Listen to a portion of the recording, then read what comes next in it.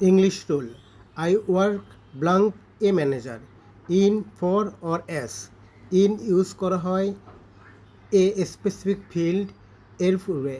For example, I work in admin department.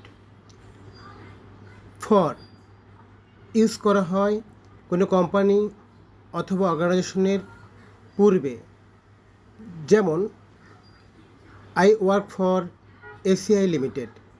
S ব্যবহার করা হয় কোনো জব পজিশন অথবা জব টাইটেলের পূর্বে। এখানে এ ম্যানেজার একটি জব পজিশন, সুতরাং সঠিক উত্তর এস।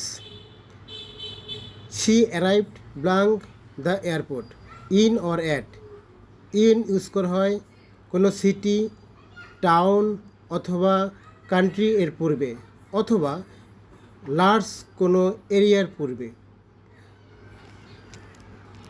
অ্যাট ব্যবহার করা হয় কোনো স্পেসিফিক লোকেশনের পূর্বে অথবা কোনো স্মল এরিয়ার পূর্বে।